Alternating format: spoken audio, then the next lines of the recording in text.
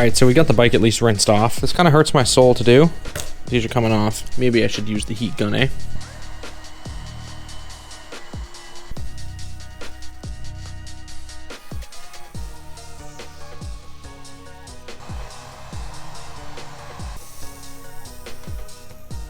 Damn, my bike used to be that shiny. Boom. Now I'm gonna do the same thing to the other side, and I'll go over it all, dry it all off completely, then wipe everything down with isopropyl alcohol, just to get rid of any, you know, remaining little adhesive bits. All right, so we got her out in the sun, getting it nice and warm. Makes it a little easier to apply this stuff.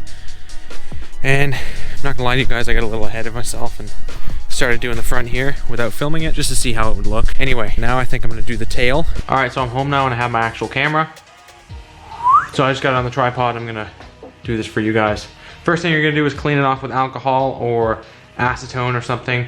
Wow, wow, wow. Definitely wanna be doing this before sticking anything to your plastics, all right? All right, so I have a feeling this tail piece is gonna be probably the hardest bit because it goes down the side there, and you're gonna have to have some pretty damn good aim.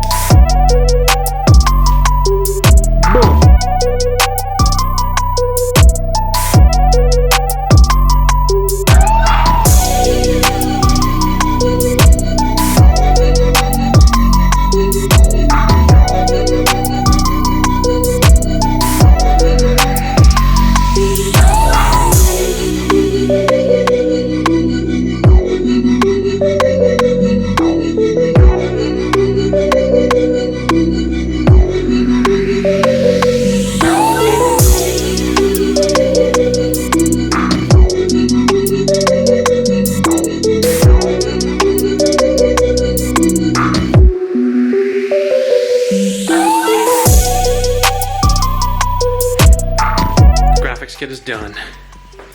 Look at that. Looks pretty cool. I'm gonna end this one here.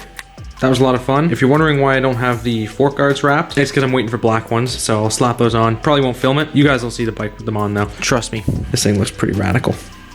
All right, thank you very much for watching. Please hit that like button and subscribe if you want to see more WR250R content. If you want to see more YZ content, or KDX content, or RMZ content, or KX250F content. Too many bikes, guys. Subscribe if you want to see more projects though. See you on the next one.